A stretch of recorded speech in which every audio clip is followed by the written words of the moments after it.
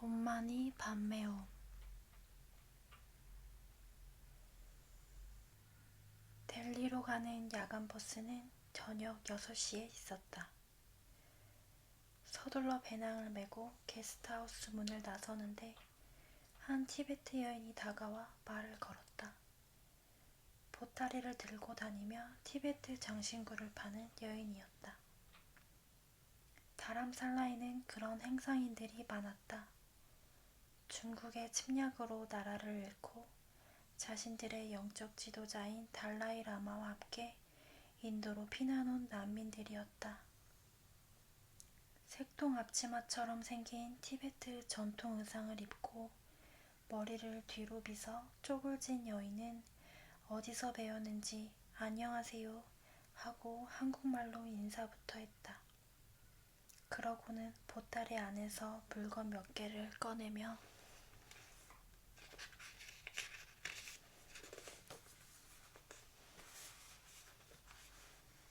싸게 줄 테니 하나만 팔아달라고 서툰 영어로 말했다.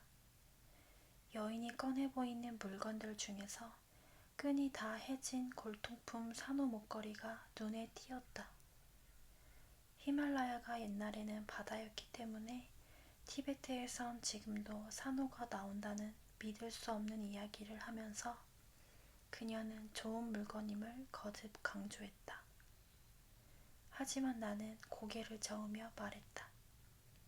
미안하지만 지금은 시간이 없어요. 버스를 타야 하거든요. 그녀가 나와 보조를 맞추며 물었다. 지금 떠나는 길이군요. 어디로 가세요? 델리로 갑니다. 버스가 곧 출발하거든요. 그런데 그 산호 목걸이는 얼만가요? 이것은 다른 것들보다 좀 비싼 거예요. 200루피는 받아야 해요. 우리 어머니가 하시던 목걸이거든요. 저렇게 괜찮은 물건이 6,000원밖에 안 하다니. 그 정도면 골동품 가게에선 부르는 게 값이었다. 하지만 지금은 물건을 흥정할 겨를이 없었다. 꿈을 대다간 버스를 놓칠 수가 있었다. 밤을 꼬박 새우며 12시간이나 가야 하기 때문에 일찍 가서 좋은 자리를 잡아야 했다. 나는 옆에서 계속 따라오는 그녀에게 다시 말했다. 지금은 정말 시간이 없거든요. 다음에 오면 살게요. 내가 무심코 한 다음이라는 말에 그녀는 잠시 걸음을 멈췄다. 그러다가 다시 나를 따라잡으며 말했다. 당신들은 언제나 다음을 이야기하죠. 하지만 다음이란 없어요. 내 말을 잘 들어요. 우리도 항상 다음으로 미루며 살아왔지만 어느 날 갑자기 나라를 빼앗기고는 모든 것이 달라졌어요. 집을 잃고 가족들이 뿔뿔이 흩어지고 우리가 뒤로 미루기만 하던 일들을 하나도 할 수 없게 되었어요. 그녀는 서툰 영어로 하지만 분명한 어조로 낯선 여행자에게 말하고 있었다. 자기가 삶에서 배운 것이 한 가지 있는데 그것은 바로 다음이란 결코 존재하지 않는다는 것이라고. 막상 다음 순간이 찾아오면 모든 것이 달라져 있다고. 자기가 원하는 일을 지금 이 순간에 하지 않으면 결국 그것을 놓치고 만다고. 그녀는 자기 자신에게 일깨우듯 고개를 끄덕이며 말했다. 우리의 삶에 다음이란 없어요. 지금 하거나 하지 않거나 둘 중 하나일 뿐이에요. 늦기 전에 그걸 깨달아야 해요. 그러면서 그녀는 내게 물었다. 그런데 다람살라엔 얼마나 있었나요? 3일 있었어요. 3일요? 여인은 말도 안 된다는 듯 고개를 저었다. 고작 3일 머물고 여길 떠난단 말인가요? 볼 일도 다 봤고 구경도 웬만큼 했으니까요. 다른 곳도 여행해야 하고요. 사실 다람살라는 기대했던 것과는 달리 볼 것이 많은 곳이 아니었다. 어디서나 마주치는 티베트 승려들과 커다란 곰파, 그리고 달라이라마를 접견하기 위해 길게 늘어선 관광객 행렬이 전부였다. 길가의 만발한 벚꽃 행렬과 쓰레기 더미에 진치고 있는 원숭이들이 묘한 대비를 이루고 비좁은 거리에는 요가, 명상, 점성술, 티베트 불교, 손금, 마사지 등의 간판들이 곳곳에 나붙어 있었다. 다음에 기회가 있을 때 다시 와서 제대로 경험해야겠다는 생각뿐이었다. 그 여자 행상은 이해가 가지 않는다는 듯 다시 말했다. 당신들 여행자들은 왜 그렇게 맨날 바쁘게 돌아다니죠? 무거운 배낭을 메고 하루는 여기, 하루는 저기. 그렇게 빨리 다녀서 얻는 게 뭔가요? 다람살라를 3일 만에 떠난다면 당신은 아무것도 못 본 거나 마찬가지예요. 그렇게 말한 뒤 여인은 말릴 사이도 없이 내 목에 그 산후 골동 목걸이를 걸어주었다. 자, 얼마나 멋져요. 이건 좋은 물건이에요. 가격도 당신에겐 그다지 비싼 편이 아닐 거예요. 이 목걸이를 하면 당신은 앞으로 어떤 일도 다음으로 미루지 않게 될 거예요. 이 목걸이를 할 때마다 내가 한 말이 기억날 테니까요. 그녀의 말에 나도 모르게 미소가 지어졌다. 그 목걸이를 하고 있으니까 내가 전생에 티베트인이었을지도 모른다는 기분마저 들었다. 그날 나는 델리로 떠나지 않았다. 목걸이를 사느라 시간이 지체되기도 했지만 여자 행상이 한 단순한 말이 여행 일정을 바꿔놓았기 때문이다. 나는 다시 발길을 돌려 게스트하우스로 돌아갔다. 그리고 때를 써서 내가 묵었던 방을 되차지하고는 열흘 더 다람살라에 머물렀다. 물론 그녀에게서 산 옷만이 반매움이 새겨진 티베트 골동 목걸이를 목에 걸고서. 열흘이 지나자 다람살라는 1년을 있어도 지루하지 않을 티베트풍과 인도풍이 혼합된 매력적인 곳으로 다가왔다. 이른 아침마다 중얼중얼 대기 중에 울려 퍼지는 기도문과 티베트 종소리의 파동이 서서히 내 귓속과 영혼을 채워갔다. 한 곳에 오래 머물라. 그래서 그들과 하나가 되고 똑같은 태양으로 이마를 그을리라. 그것만이 자아의 벽을 허물고 세상과 화해하는 길이다. 옷만이 반매움과 함께 내 목걸이에 새겨둘 중요한 여행 수칙이었다. 다람살라를 떠난 나는 곧바로 럭나우 지방으로 향했다. 그곳에서는 위대한 깨달음의 성취자인 스리 푼자 바바가 가르침을 펴고 있었다. 오래전부터 그 이름을 듣고 그를 만나고 싶었었다. 그의 가르침에 귀를 기울이고 싶었었다. 그런데 매년 인도를 여행하면서도 늘 다음으로 미루고 그곳에 가지 않았던 것이다.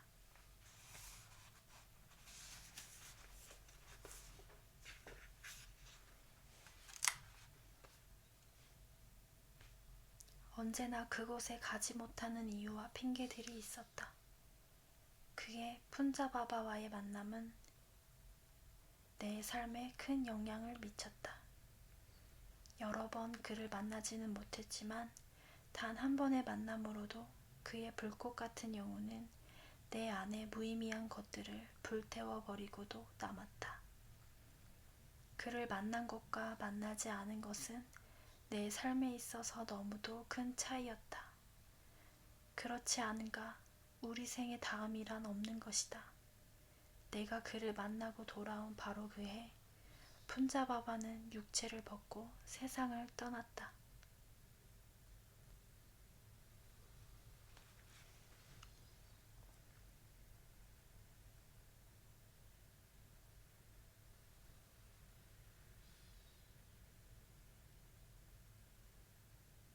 순례자의 집.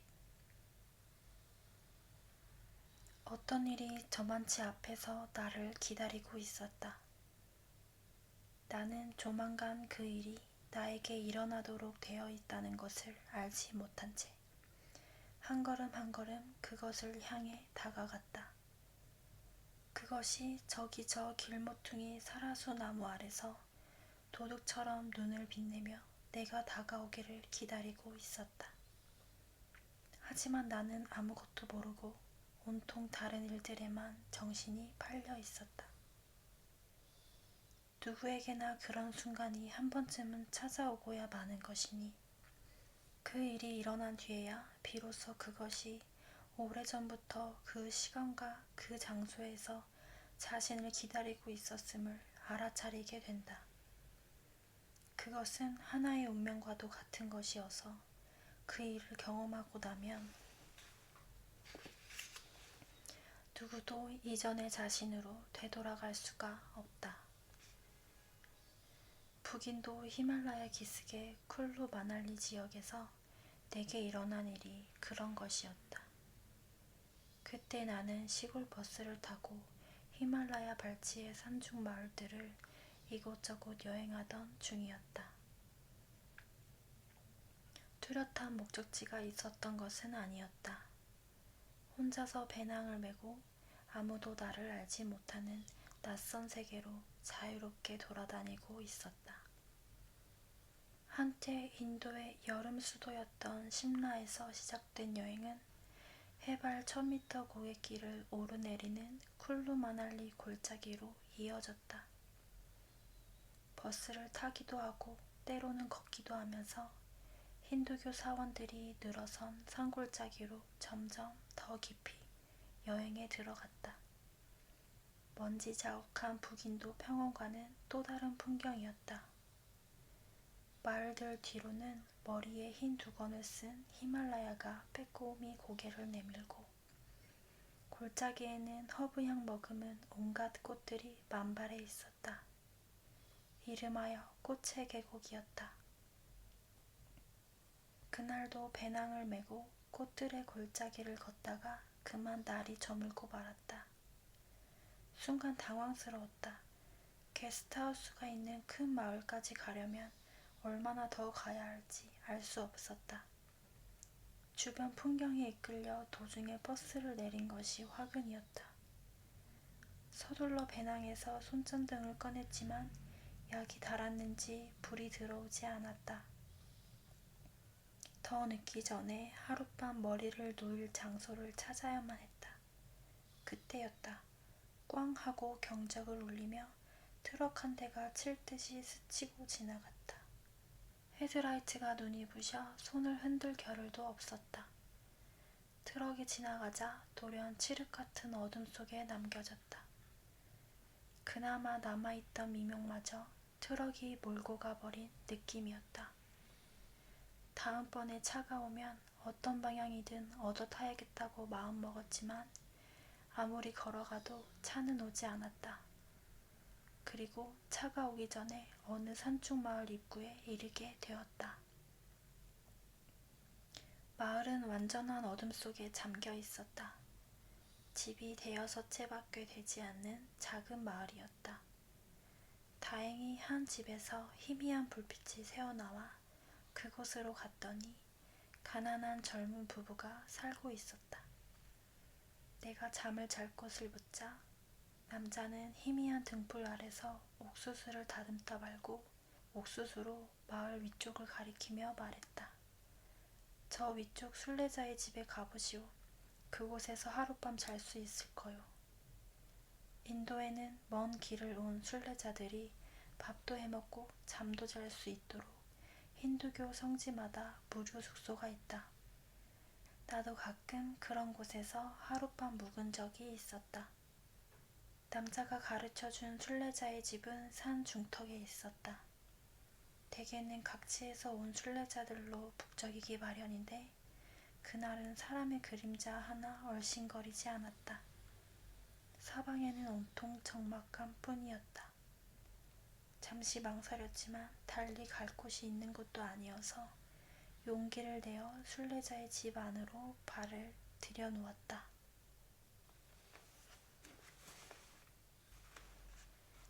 그곳에는 커다란 방이 2개 있었다. 방이라고 해야 4개의 벽과 지붕뿐이었다. 다행히 오른쪽 방에 한 남자가 잠을 자고 있었다. 남자는 내가 들어가는 것도 모르고 곤히 잠들어 있었다. 먼 길을 온 순례자임에 틀림없었다. 외딴 곳에서 사람과 마주치는 것만큼 무서운 일도 없다. 하지만 또 사람만큼 위안을 주는 존재도 없다. 20명도 넘게 잘 수 있는 횡댕그렁한 공간에 그나마 누군가 옆에 있다는 것이 크게 안심이 되었다.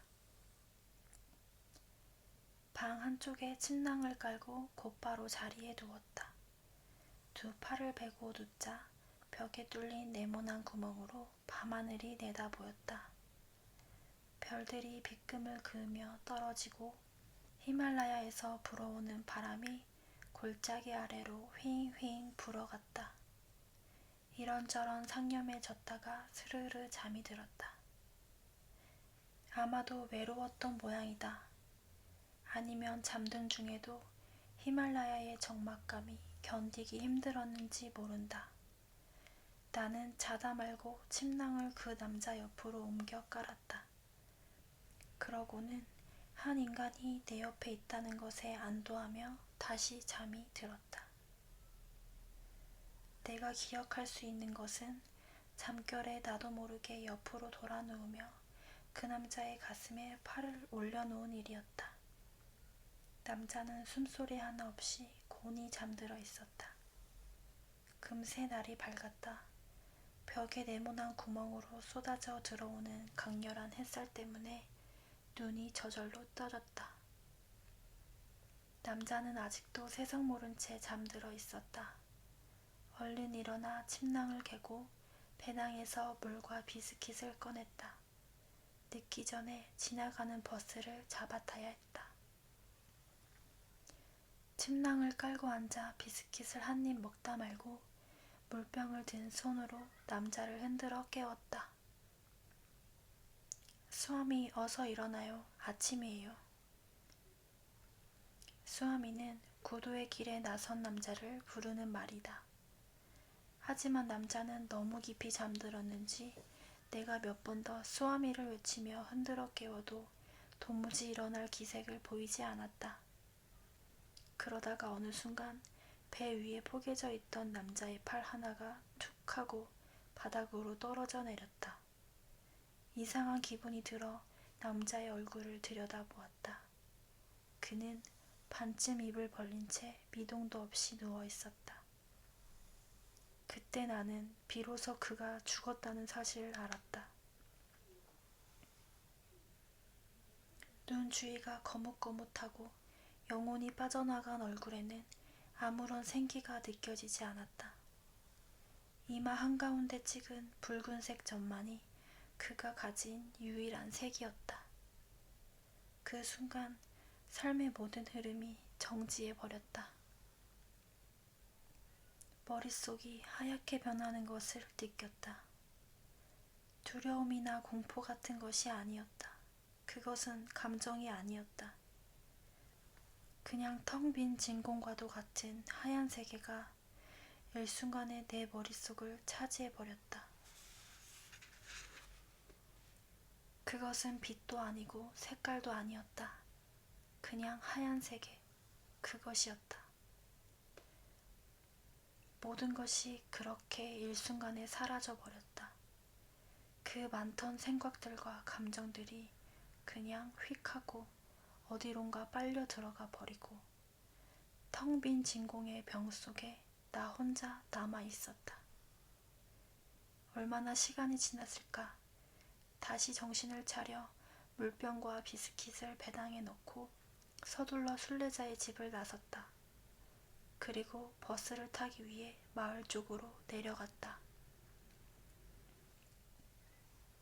도중에 간밤에 나한테 순례자의 집으로 가라고 일러준 그 젊은 남자와 마주쳤다. 내가 그곳에 한 사람이 죽어 있다고 말하자 그는 또 아무렇지도 않게 고개를 끄덕이며 이렇게 말하는 것이었다. 알고 있어요. 어저께 죽은 사람이에요. 뭐라고 대꾸할 사이도 없이 숨가쁘게 버스가 달려왔다. 나는 얼른 버스 지붕에 올라탔다. 그러고는 다시 배낭에서 물병과 비스킷을 꺼내 한 입씩 깨물어 먹기 시작했다. 멀리 흰 눈을 머리에 인 데오티바 히말라야가 하나의 환영처럼 따라왔다. 버스가 협곡을 넘고 또다시 꽃의 골짜기를 지날 때까지도 내 머릿속을 온통 차지해버린 그 하얀 세계는 지워지지 않았다. 그때 나는 그것이 영원히 지워지지 않으리라는 것을 알았다. 여행은 회복되어지지 않는 사라짐의 연속이라고 누군가는 말했다. 하지만 결코 사라지지 않는 것이 있다는 것을 그는 미처 몰랐던 걸까? 때로 나는 나 자신이 어떤 경계선 같은 곳에 살고 있다는 느낌이 든다. 이 세계와 저 세계 사이에 어떤 얇은 막이 있어서 약간만 발을 헛디뎌도 어느새 그 막을 뚫고 경계선 저쪽으로 넘어가 있다. 그러면 이곳에서의 삶이 노출이 너무 많이 된 흑백 사진처럼 하얗게 지워져 버리는 것을 느낀다. 죽은 남자와의 만남은 피할 수 없는 것이었다. 그 일이 오래전부터 그곳에서 나를 기다리고 있었다는 생각이 든다. 때로 딴 길로 우회하기도 하고 왔던 길로 되돌아가기도 했지만 그 순간을 향해 한 걸음씩 다가가고 있었는지도 모른다. 그것은 하나의 숙명과도 같은 것이었다. 그리고 그 숙명은 거부할 길이 없었다. 인도인들은 죽음이란 특정한 장소와 특별한 시간의 만남에서 일어난다고 믿는다. 아마도 삶에서 일어나는 모든 일들이 그렇지 않을까? 아침 태양 아래 환영처럼 빛나는 데오티바 히말라야를 뒤로하고서 또다시 여행길에 올랐다. 그것은 어디선가 나를 기다리고 있을 또 다른 숙명적인 일을 향해 한 걸음씩 다가가는 것과 다름 아니었다. 누구나의 삶이 그러하듯이